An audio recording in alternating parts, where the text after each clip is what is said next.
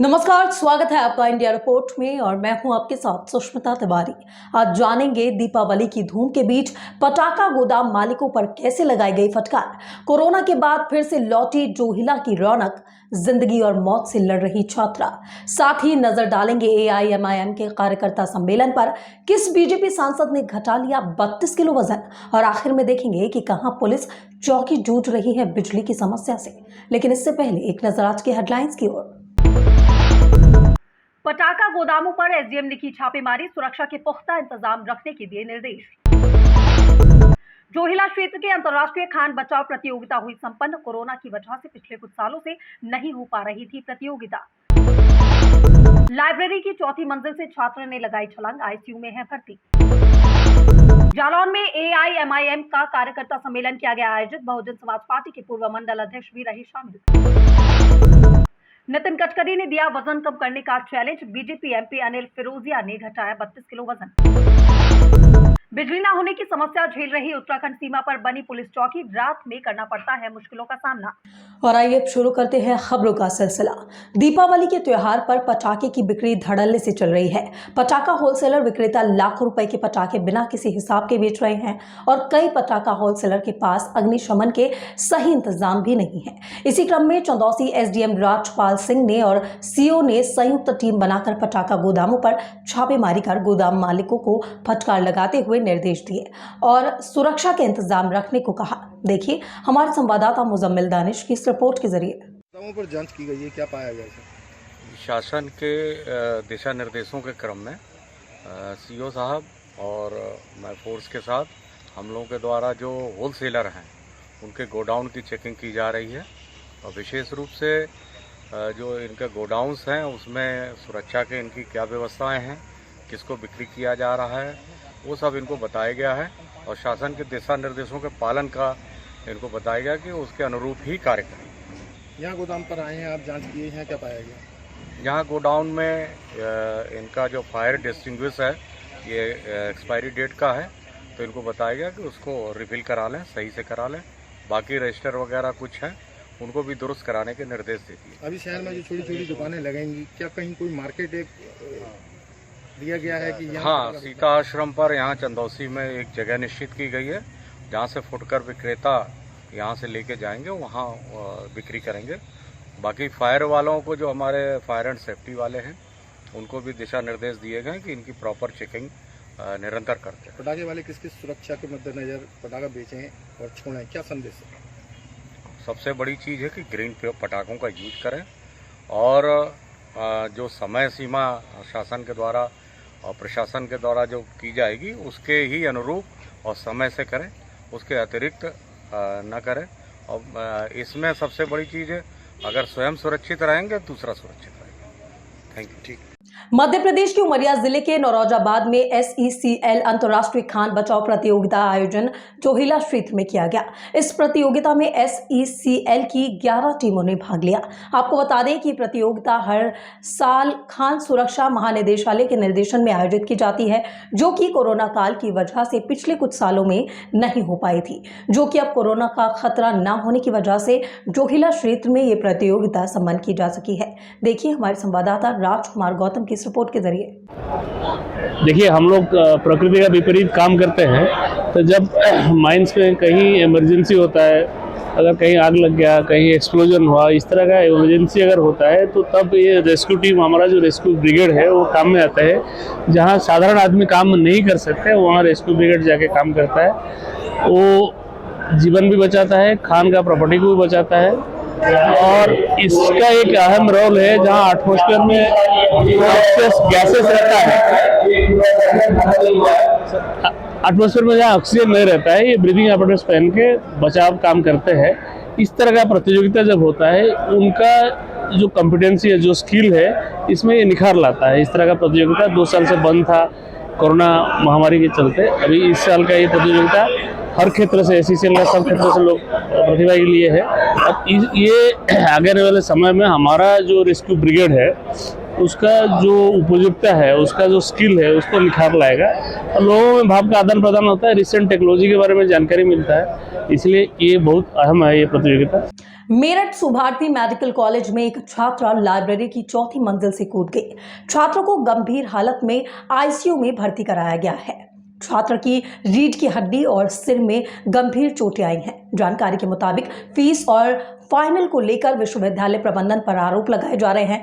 थाना पुलिस पूरे मामले की जांच पड़ताल कर रही है। सहपाठी छात्रों से भी पुलिस पूछताछ कर रही है।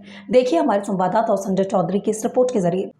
थाना क्षेत्र जानी में एक प्राइवेट मेडिकल कॉलेज की बीडीएस की सेकेंड ईयर की छात्रा के द्वारा लाइब्रेरी की छत से कूदकर आत्महत्या का प्रयास किया गया है। छात्रा की स्थिति नाजुक है, अभी आईसीयू में उपचाराधीन है। छात्रा के द्वारा इस तरह का कदम क्यों उठाया गया, इस चीज के लिए परिजनों से एवं जो कॉलेज का एडमिनिस्ट्रेशन है उससे लगातार गहनता से पूछताछ की जा रही है। अग्रिम वैधानिक कार्रवाई की जा रही है। जालौन के कोच में कैलिया रोड नूरानी पैलेस AIMIM का कार्यकर्ता सम्मेलन आयोजित किया गया, जिसमें मेहमान खुसूसी AIMIM बुंदेलखंड अध्यक्ष हाजी सादिक और जिले के पदाधिकारी की मौजूदगी में भव्य कार्यकर्ता सम्मेलन का आयोजन हुआ, जिसमें बहुजन समाज पार्टी के पूर्व मंडल अध्यक्ष काजी सिराजुद्दीन भी काफी संख्या में अपने साथी कार्यकर्ताओं के साथ AIMIM पार्टी में शामिल होकर सदस्यता ली। वहीं और भी तमाम अन्य दल के कार्यकर्ता शामिल हुए। देखिए, मैं ओबीसी के विचारधाराओं से प्रेरित होकर इस पार्टी में आया हूँ और जो हमारे हाईकमान का आदेश होगा, मैं उस हाईकमान के आदेश को सुनने आया था, उनके फरमान को सुनने आया था। और जो आज की सक्रियता वाली पार्टी का चिंतन मंथन था, उसमें हम लोगों ने नगर निकाय चुनावों को लेकर चिंतन मंथन किया है। हमारे जो बुंदेलखंड अध्यक्ष जी प्रभारी जी आए हैं, उन्होंने उस चीज़ के बारे में हम लोगों को समझाया है किस तरीके से हम पार्टी के कार्यकर्ताओं को एक साथ होकर एकजुट होकर इस पार्टी को कामयाबी दिलानी है। मध्य प्रदेश के उज्जैन से बीजेपी सांसद अनिल फिरोजिया ने क्षेत्र के विकास के लिए 32 किलो वजन कम कर लिया है। उन्हें केंद्रीय सड़क परिवहन और राज्य मार्ग मंत्री नितिन गडकरी ने प्रति किलो वजन घटाने पर क्षेत्र के विकास के लिए 1000 करोड़ रुपए देने का वादा किया था। इसी पर बीजेपी सांसद फिरोजिया ने कहा है कि उन्होंने चुनौती को स्वीकार किया और लगभग 32 किलो वजन कम कर लिया है। बीजेपी सांसद ने बताया कि उन्होंने वजन घटाने के लिए सख्त डाइट चार्ट का पालन किया। देखिए हमारे संवाददाता संजय शर्मा की इस रिपोर्ट के जरिए। 1 किलो वजन कम करेंगे तो मैं आपके उज्जैन आलोट संसदीय क्षेत्र के लिए पर किलो पे 1000 करोड़ रुपए विकास के लिए दूंगा। तो मोदी जी कहते ही हैं कि अवसर को पकड़ो, अवसर को ढूंढो, आपदा को अवसर में बदलो। और यह आपदा तो नहीं थी लेकिन अवसर था, तो मैंने उस अवसर को पकड़ा और उस चैलेंज को स्वीकार करते हुए लगभग 32 किलो मैंने वजन कम करा है। और मैं जब अभी गडकरी साहब से मिला तो उन्होंने मेरे से पूछा, मैंने उनको बताया, तो बड़े खुश हुए कि कैसा लग रहा है। मुझे बहुत अच्छा लग रहा सर। तो उन्होंने मैंने रूपये की जो डिमांड करी थी, उन्होंने 209 करोड़, तो तुरंत उन्होंने राशि स्वीकार कर ली। हमारे देश के यशस्वी प्रधानमंत्री श्रीमान नरेंद्र मोदी जी, जिनका नारा भी है फिट इंडिया, और अभी 6 महीने पहले माननीय हमारे परिवहन मंत्री उज्जैन आए थे नेशनल हाईवे का शिलान्यास करने। तब मेरा वजन लगभग 130 के लगभग था केजी। तब मैंने उनसे कोई मंच में डिमांड करी थी, तो उन्होंने कहा था कि सांसद जी अगर आप 1 किलो वजन कम करेंगे तो मैं आपके उज्जैन आलोट संसदीय क्षेत्र के लिए पर किलो पे 1000 करोड़ रुपए विकास के लिए दूंगा। तो मोदी जी कहते ही हैं कि अवसर को पकड़ो, अवसर को ढूंढो, आपदा को अवसर में बदलो। और यह आपदा तो नहीं थी लेकिन अवसर था, तो मैंने उस अवसर को पकड़ा और उस चैलेंज को स्वीकार करते हुए लगभग 32 किलो मैंने वजन कम करा है। और मैं जब अभी गडकरी साहब से मिला तो उन्होंने मेरे से पूछा, मैंने उनको बताया, तो बड़े खुश हुए कि कैसा लग रहा है। मुझे बहुत अच्छा लग रहा सर। तो उन्होंने मैंने रूपये की जो डिमांड करी थी, उन्होंने 209 करोड़, तो तुरंत उन्होंने राशि स्वीकार कर ली। और नेशनल हाईवे जो जावरा से नागदा उज्जैन होते हुए पीतमपुर, वो लगभग 2200 करोड़ का है। तो उन्होंने आदेशित कर दिया है कि उसकी DPR बना के लाओ, मौखिक स्वीकृति दे दी है। बहुत जल्दी DPR बन के उसका भी वो फंड रिलीज कर रहे हैं। तहसील लक्सर का ज्यादातर हिस्सा यूपी के बिजनौर व मुजफ्फरनगर की सीमा से लगा हुआ है। बिजनौर की सीमा पर नीलधारा गंगा के पास खानपुर थाना क्षेत्र के बालावाली के नाम से पुलिस चौकी बनाई गई है।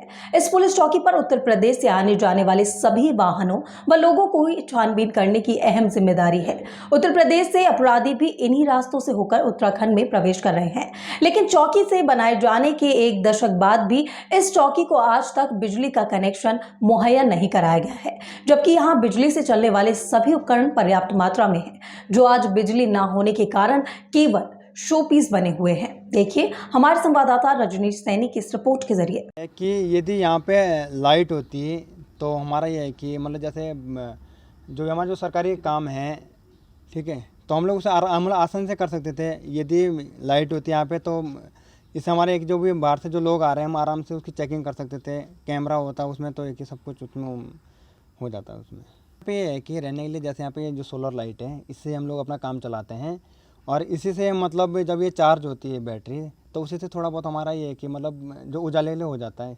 जैसे यहाँ पे जो जब भी मैं पिछले बार अभी मैंने यहाँ पे देखा था, हमारे एक सिपाही है, तो जब एक दिन अंदर जा रहा था तो यहाँ पे काफ़ी मोटा सांप था। यहीं पे रास्ते में यदि उसके पास यदि मोबाइल का यदि उजाला नहीं होता उस दिन मतलब थोड़ा बादल भी आए हुए थे और लाइट भी नहीं थी, तो उनके पास यदि मोबाइल नहीं होता तो शायद उन्हें काट भी सकता था वो।